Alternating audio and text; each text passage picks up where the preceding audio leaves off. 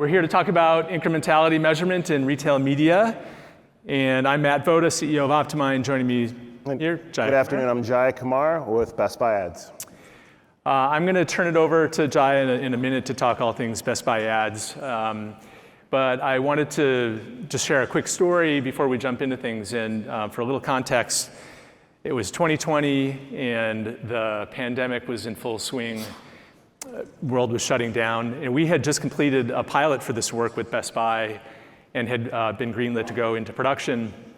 And we had a conversation with Best Buy as they were shutting their stores down. And the executive that we were in touch with said, this is a really important initiative. It is a top priority for our enterprise. It is one of the more important strategies as our business, but we need to cut your price in half. And kind of a big gulp. And he went on to explain that they really wanted to continue with this strategy. It was super important for the business. And if you think about kind of the existential threat happening at that time for a retailer, that was pretty impressive for a business to say, we're not going to just walk away from these things. We're going to double down and make sure that this happens. So it was a real great sign in terms of Best Buy, their innovation agenda around retail media and how important it was for their business to do that in the face of COVID. So with that in mind, I thought I'd hand it over to Jaiah, go all things Best Buy Ads. Sure. So hello again. So to those of you who are familiar with Best Buy, some of you may not be as familiar with Best Buy Ads. And what Best Buy Ads is, we are the in-house media network for Best Buy. No one knows the customers and technology like we do, and no one has the deep relationships that we do as well too. And we provide brands with an opportunity to connect with our customers at the moments that matter most. All right, so here's some key stats to be more familiar with sort of why Best Buy and why Best Buy Ads. So we are the #1 specialty tech retailer. About 1/3 of major electronics that sales happen at Best Buy in the US, and our 70% of the US population lives within 10 miles of a Best Buy store. And then understanding that 50% of Best Buy shoppers purchase their computers, laptops, and tablets with us. 1/3 of TVs are sold at Best Buy, and 1 in 4 audio products are sold at Best Buy. So as you can see, there's a pretty strong connection with the shoppers that are in this market space. We interact with 2.5 billion times, our customers 2.5 billion times a year in our stores, in their homes, and beyond. So here's some key stats to understand with why Best Buy Ads. All right, we have a reach of about 200 million unique users. In building our audiences, we have about 15,000 attributes that we use to design our audiences. And one of the very exciting things about our stores is we recognize over 90% of transactions across our ecosystem. All right, thanks, Jaiah. So a little bit about OptiMine. Obviously, we're providing measurement for Best Buy Ads, and we're an agile marketing mix modeling and optimization solution. And we work with brands and agencies and retail media networks, obviously with Best Buy, Amazon, Deloitte, Johnson & Johnson, and others. And in particular, we're focused on situations where a brand needs a really fast answer in deeply granular detail. And so in the case of Best Buy Ads, we're using a high-scale approach to model and measure thousands of different advertisers, broken down by brand, product category, subcategory, placement, campaign, KPI. And with that high-scale approach, it's how we're able to get to that level of detail. It's unique in the space to really focus on incrementality as a result. So I thought I would take a minute just to define incrementality. And sometimes it's easier to define something by describing what it isn't. And so I'll take a minute to take that route. So consumer goes to Google and they are looking for a new OLED TV. They type in the search bar 55-inch OLED TV. They click search. They see dozens of paid search ads. They click on one of those ads. They end up making a purchase of a new TV based on that click. today, most brands still are assigning the bulk of the value of that paid search ad to that purchase based on that click activity. And in most cases, most retail media networks are doing the same.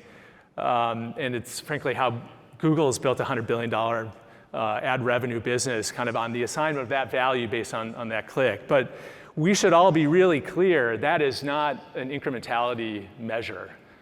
Why is that? Well, first of all, just to start with, that consumer may have made that purchase anyway, regardless of that Google search. They may have already made up their mind, and they may have been shopping on Black Friday, might have seen a promotional price on that particular TV.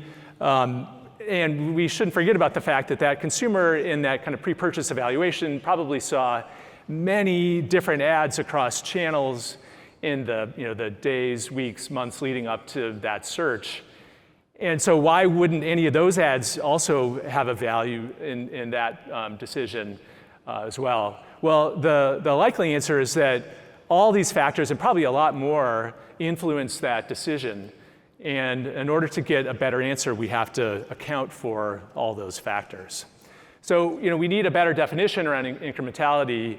And obviously, it's focused on the incremental lift. What is the additional sales lift as a function of advertising in a particular campaign?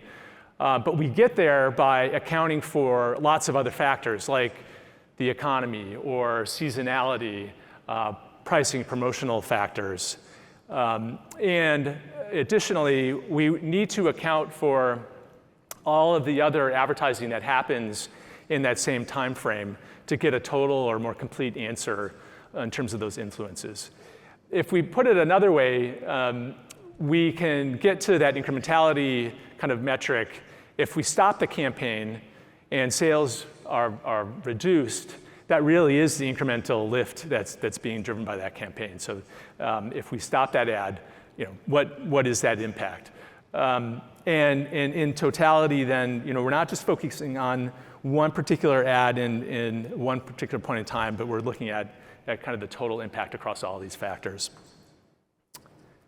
I think Jaiah would agree that brands are waking up to the importance of this. If you think about a brand, let's say that you own a P&L and you are accountable for hitting a number, the last thing you want is a misattributed answer when it comes time to that decision around budget, investment levels, and so forth. You need an answer that allows you to think on a go-forward basis about what's the optimal level of investment, what's going to help me hit my number, and focus on that.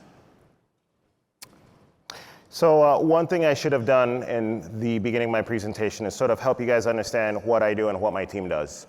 So at Best Buy, in Best Buy Ads, I lead a team of analysts that are meeting with our advertisers on a daily basis. So we are the front-facing group that helps our advertisers understand what is happening with their ad investment, what is working, what is not, and how do we help them to understand the true value. And one of the things that sort of is a constant throughput through all of it is brands want more. Brands want us to evolve from where we have been, I think, as an industry, to what will be more meaningful to help them understand what's really, really working. So with that being said, here's a report from BCG that was just published this year. And I believe Leora Hellman was the person behind this. And what the work showed here is that advertisers are truly, truly, truly asking for more robust campaign measurement. So this is a little bit a click deeper into the survey work that they had done from the CPGs that they spoke to, was really when they asked them, what are you looking for? And you can see here, tied for the second most in-demand thing that they're asking for is incrementality. And of those that were surveyed, you could see that only 46% of them are getting incrementality today. So it is something that is really, really important, helping them understand what is working, and it goes beyond what we're working with traditionally with the traditional attribution. And we all know that sometimes, as was stated in the previous presentation, the purely lower funnel or attribution, sort of, you're not getting credit to the upper funnel activity, and it's not really capturing the full cost of your investment.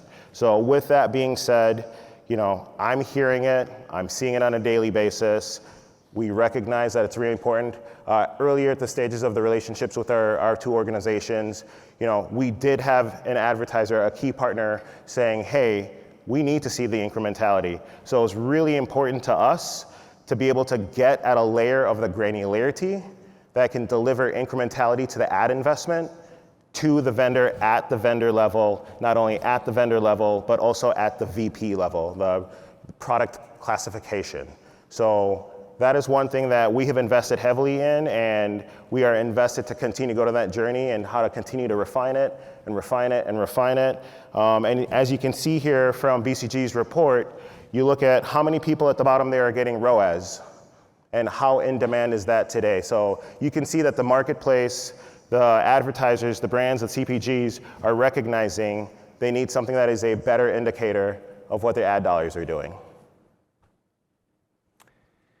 All right, thanks, Jaiah.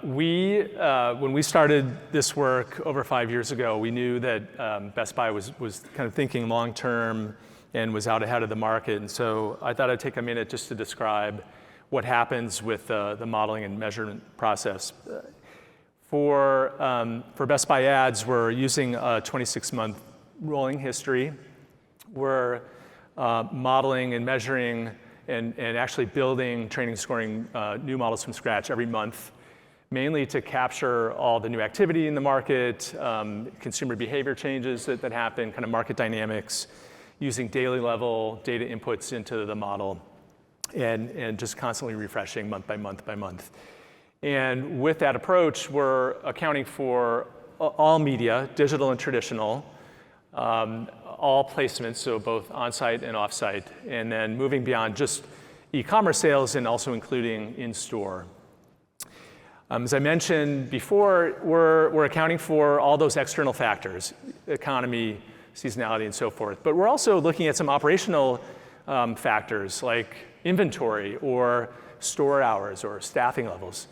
And that's important for two reasons. The first is we want to understand those things that impact sales variance, even if they're not marketing. And those factors will drive sales up and down over time. But in doing so, it allows us to isolate the contribution of marketing much more accurately.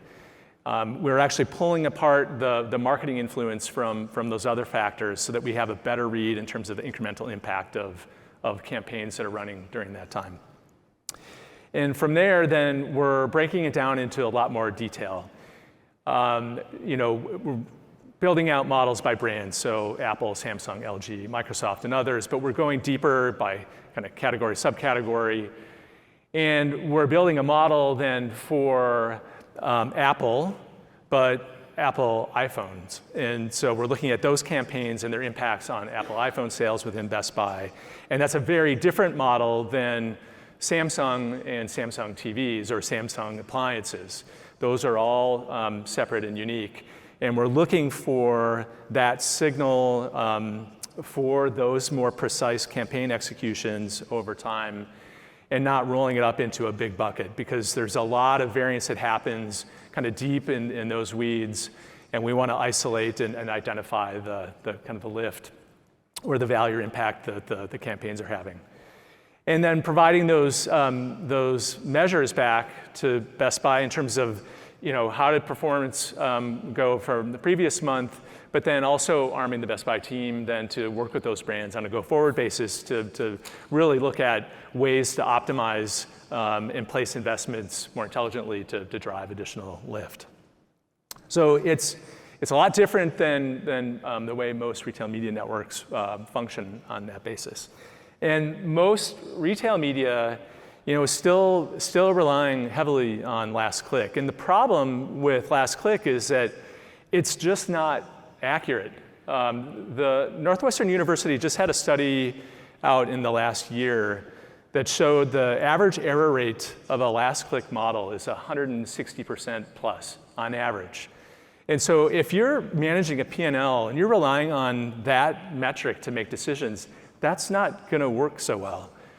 Likewise, if the retail media network is assuming an ad impression reaching a particular consumer on a specific device and attempting to match that identity with an in-store purchase, and somehow that linkage is the reason why a consumer made a purchase, it kind of falls down for a lot of the same reasons. It's a misattributed answer when it's just kind of focused on a one-to-one match. In shifting to incrementality, then the brands really shift the focus to more future planning, really in terms of how they should be budgeting going forward, how they should optimize. And I think the optimization is probably the most important aspect here, because let's face it, in most cases, brands, in order to be on the shelf, they're having to invest in retail media to be there. And so there's a fixed commitment in terms of that investment. The challenge then is within that commitment, if I have to spend a certain amount of money, the challenge, or the opportunity I should say, is if I have a way to optimize within that fixed commitment, I've got a real chance to drive real sales performance lift. And so it's just a shift of a mindset in terms of just relying on how things have worked in the past into better future kind of next best action decisions.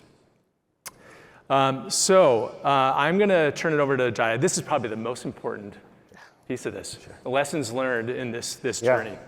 I will speak far more comfortably to these things from my lived experience than giving you our canned Best Buy ads, who is Best Buy ads. So with that being said, let's get into my experiences.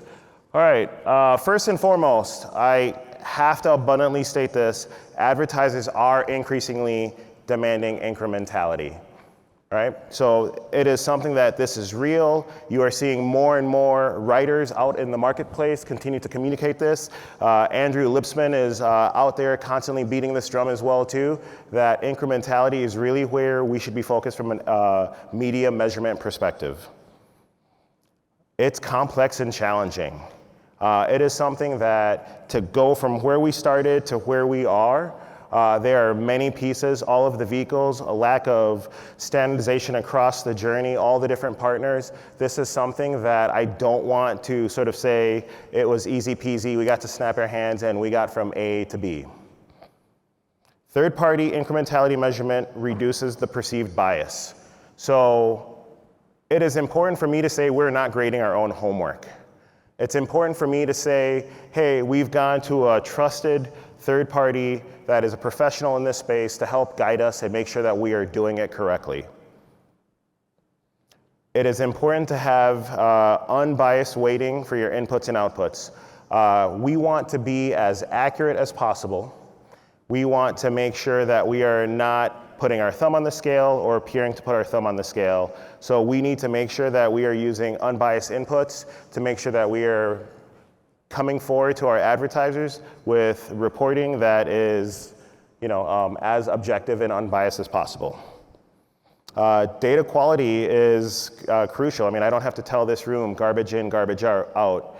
And as we kind of go through the process, it has been a journey. When you go vehicle to vehicle to vehicle and different processes and different just capabilities and availability of information, not to mention all the different elements of human entry along the way, you start to really find a lot of, we'll call it opportunities for data to better align. And without that, you are stuck in the mud. I'm just going to say that. Change management is essential. It's one thing to say you have the right math. It's one thing to say, hey, here's the thing.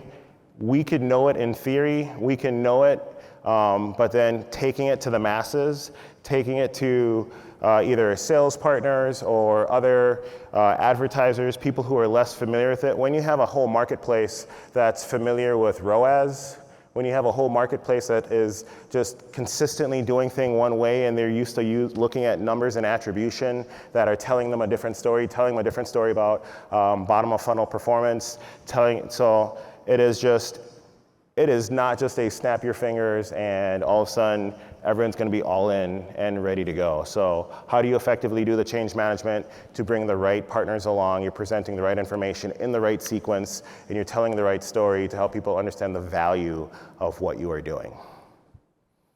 Lack of standardization. This is something I briefly touched on before. This is real. This is such a real thing, not only from outside the organization, but sometimes inside with just the availability of information with each of the vehicles as you sort of go along, or each of the internal processes that are associated with like campaign setup, campaign management, et cetera, et cetera. So we had to go a great distance of just creating standardizations so that way we can be able to connect the dots and be able to feed our partners at OptiMine what they needed. I'm gonna briefly give a shout out to my friend Mike Vickroy here, who I know suffered through it very much so and taking the lead in helping us create those. So thank you, Mike.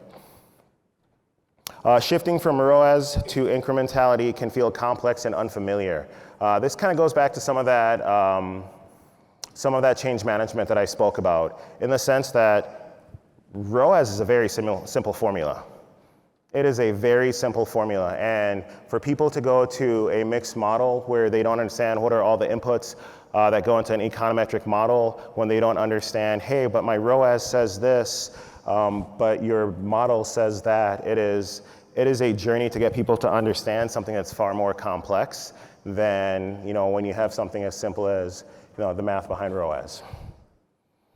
Transparency is key, right? So there's a lot of the theme in here you're hearing that just tie back to change management.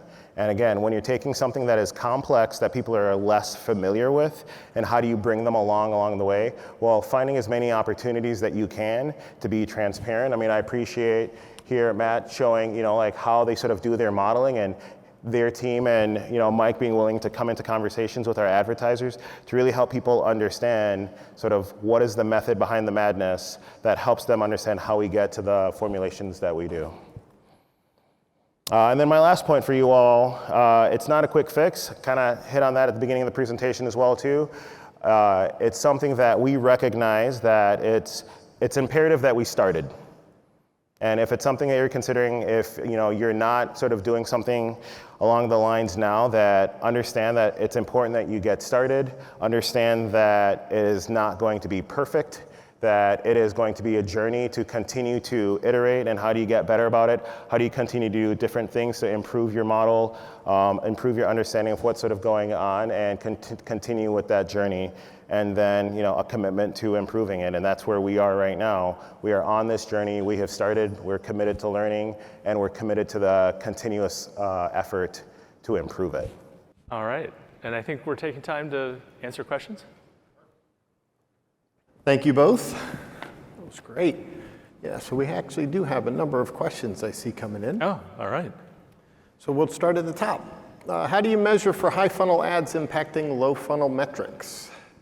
Yeah, it's kind of a unique separate pass to the models to look at kind of cross-funnel kind of contributions and impacts.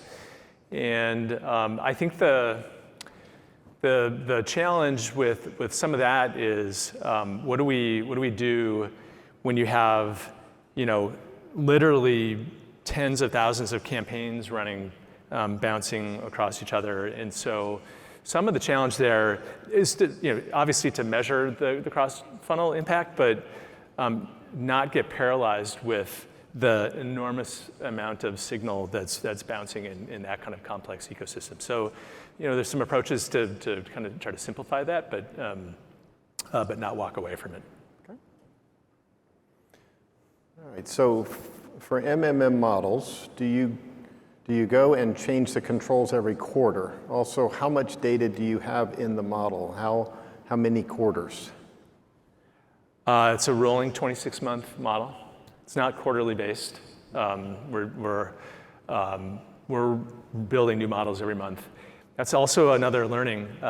If you think about maybe your existing MMM, maybe you're only touching it a couple times a year. It's a pretty static, pretty stable model.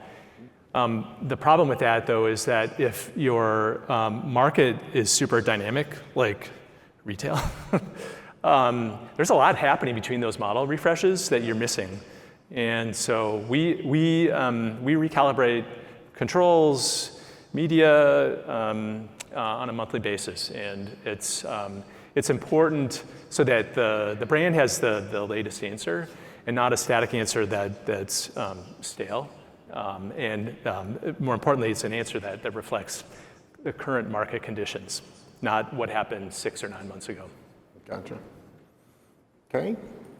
So our next one, which I think is probably actually pretty relevant for a store with physical brick and mortar stores, but for incrementality measurement, you called out sales in the units for the business data, but how do you control for other internal factors such as store closings or maybe price changes, product seasonality, et cetera, that impact the business? Yeah, those variables and many others go into Parts of the input. Yeah. Do you have anything to add there? No, I'm gonna let you take the lead on that. As far as like the details of the input, I would rather defer to you on that one. All right. Yeah, no, it's super important. And I talked about the fact that you have to account for those things, those macro level impacts, in a lot of cases can push sales variance around quite a bit. And so if you're not accounting for those, and you've got a really complex kind of campaign ecosystem that's happening at the same time, it raises the risk of getting a poor answer. And so it's really important to account for kind of exogenous or external factors. And they're really important on their own to understand what's driving sales kind of period over period, but more importantly, it gets us a better answer in terms of the marketing campaign impact that's running at the same time. I want to take this second one. Because when we think about incrementality from the brand perspective, this kind of seems like somebody's noodling into something here, but do you have an idea how many people go to your site and see your ads, but then buy the product elsewhere? And I'll layer into, is there a way that you could take into account that if you measure it? That's something I would have to defer to our market research team. That's not something that I have in my data set personally. Gotcha. Okay. All right, so how do you address the different results in CPA from different incrementality measurement tools like MMM and A/B testing? Well, so that's so there's not one ring to rule them all. I'll quote a little Tolkien. You're going to get all sorts of answers from the platforms.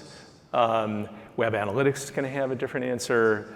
And I think this is probably a challenge you live with every day is how do you align across dozens of different kind of signals? I would say A/B testing, that's a harder one in this particular environment because most brands don't want to go dark. They would prefer to have their advertising on because if you assume advertising is having an impact, you don't want to turn it off. But this is probably more of a change management. Yeah, so that is something that we are in pursuit of, and I know it's something that we will be doing in the coming year. The idea of going dark in a market, so that's something that we had brought forward that we're looking forward to do, and we did a cost analysis of what it means to go dark in a market. We did all sorts of analysis of should we take out a single channel, should we take out multiple channels, and what was the cost and impact to that. And believe it or not, it's quite a high cost to that. And it's something that we are interested in doing and sort of at a back to school or holiday time, that's not a popular idea to bring forward and say, hey, we want to go dark with media at back to school or immediately before holiday. Right. So that is something that we are exploring to do and also want to figure out the mechanism of how to continuously do that because we recognize to understand the true performance of your incrementality, it is important to have continuously rolling forms of a blackout so you can continue to learn what is the effectiveness of your incrementality measurement. So that's absolutely something we're interested in doing. And like I said, we've been on this journey. We're doing the continuous, we're committed to continuously learning. And as we've done this, and as I have leaned into the space a lot more this year and continue to drive with our leadership team, how do we get better? How do we get better? How do we get better? this is something that we talked about. It was very much tied with concerns of cookie deprecation. And when we're looking at cookie deprecation, how do we know that our incrementality is as spot on as can be? So definitely a path and journey that we're on, and it's a matter of timing to be able to do that. And we want to explore how to continuously do that, but not just do it at this one time. Got it. And our focus in that case is to calibrate the model. So if you have an answer, kind of a known answer from an in-market test at a point in time, we adjust in a couple different ways. We adjust the model, but also from a planning and optimization standpoint, you want to account for that as well, so that the brand is making a really good decision about how to invest in a future period. Yeah. Just to circle back on that question about, do we have a sense of people who are coming to our site and, what is the purchases that are happening elsewhere? That is something that Best Buy absolutely, if you think about, Best Buy has a strong understanding of its market share, and through the right partners to be able to track our market share within the marketplace. And as far as individuals coming to our site and then buying somewhere else, they are leaders who sort of track that. For me, specifically in the ads business, as we are looking directly at our incrementality and how I deliver incrementality to our advertisers, that is not part of that data set. But just to be clear, there's a different business unit that will follow stuff like that. Gotcha. Well, that may be similar for this next one, but let's talk about in-store incrementality. So is Best Buy measuring that? How is it measuring it? Is it included in the model? Sure. So with our output, what we share with our advertisers, we do have we see total incrementality, and we also model online and in-store. So as part of the report that we give out to our advertisers, that is part of every single report that we give out. And how that is parsed out, and I'm going to leave that to Matt here. So yeah. Well, interestingly, we break out e-commerce and in-store as separate models. The media impacts on e-commerce are quite a bit different than on in-store. And so to combine those as kind of one lump sum doesn't make as much sense from a measurement standpoint. And we want to pinpoint those differences in media impacts because it's just a better, more precise answer. For Best Buy, it's interesting because if they're pursuing a particular strategy around a channel or they're guiding brands to drive more e-commerce revenue or what have you, it just gives them more levers to pull and more precision in terms of those decisions. And absolutely, media impacts e-commerce are very different than in-store, and they need to be broken out. And ideally, for retailers, because it's such a geocentric business, you're going even further down to store, DMA, kind of region level, because what works in Dallas doesn't necessarily work the same way in New York and vice versa. And so the further you can dive into that depth, the better and more precision there is back to the advertiser for how they make their decisions. It's worth calling out that it's a very vital part of the conversation. Part of the tailwinds that's fueling the retail media business is advertisers seeking closed loop reporting. So not only what is happening online, but what is happening in store. Now I know that a lot of that interest is directly tied to, what is my SKU level attribution? What are the actual units that my offsite media drove in store? But we can't get away from the conversation of what happened online and what happened in store. Yep. And so our ability to deliver the SKU level attribution from the traditional deterministic reporting is one, but then for us to bring in the incrementality, it's exceedingly valuable for us to show how well it's working in store, and not to mention our stores are part of Best Buy's competitive advantage. And so our ability to demonstrate that the stores are working as hard as we know that they are and be able to show the return there and online, it's a good story to be able to separate out. Got it.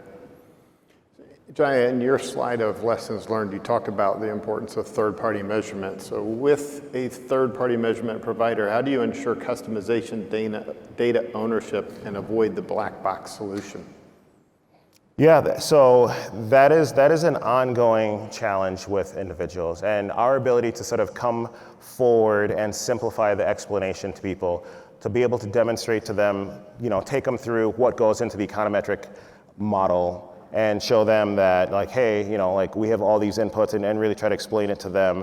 And then aside from that, it's really like seeking to understand what are the parts that they sort of don't understand. I mean, in the end of the day, a lot of incrementality measurement can sort of be subjective.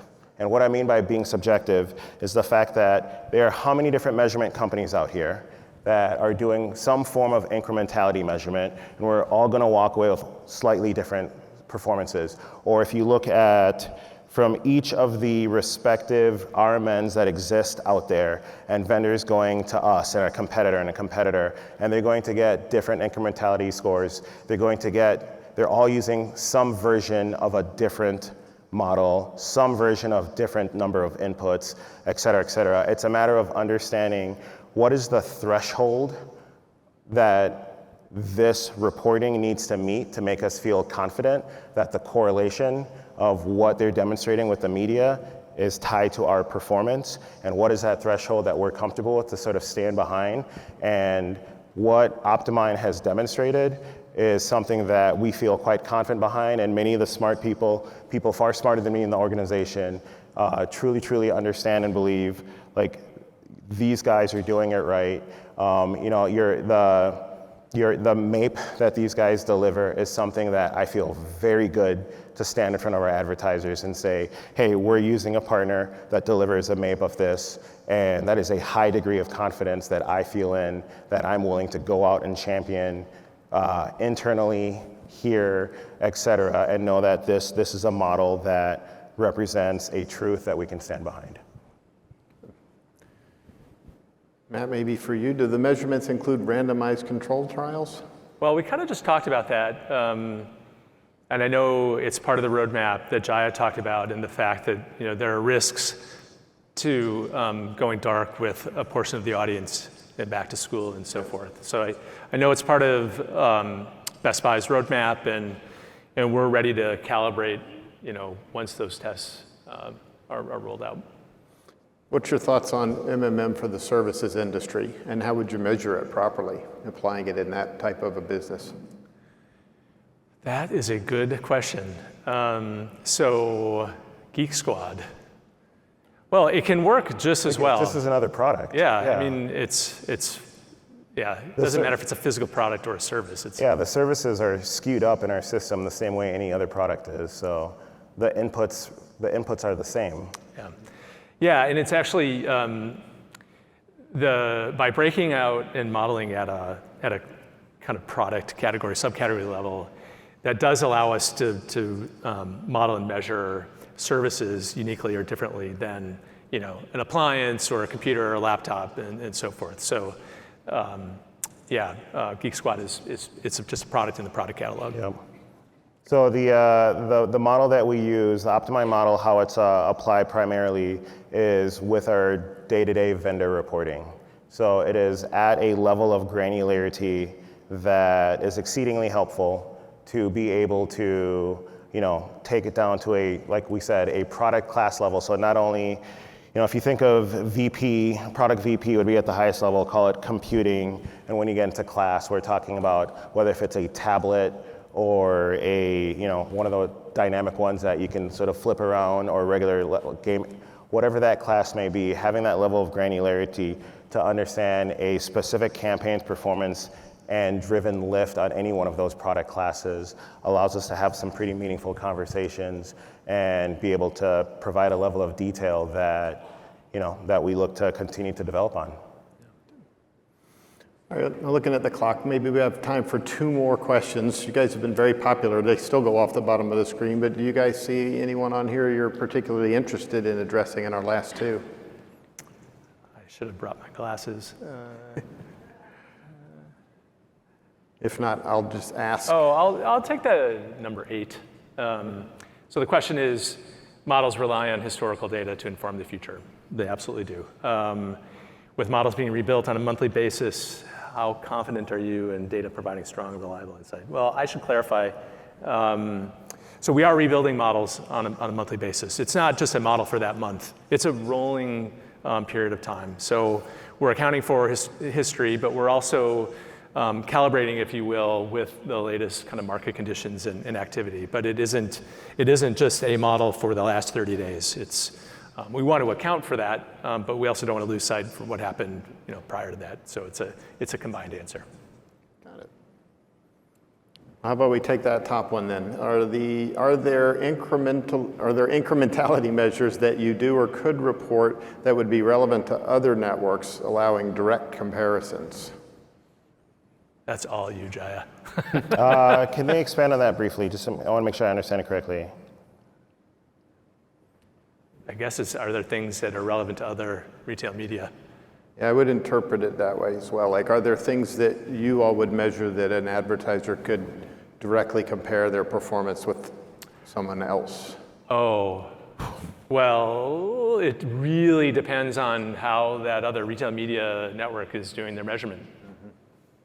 Yeah. I think as a brand, you kind of need to go deep on that with the retail media network to really understand what's happening under the covers.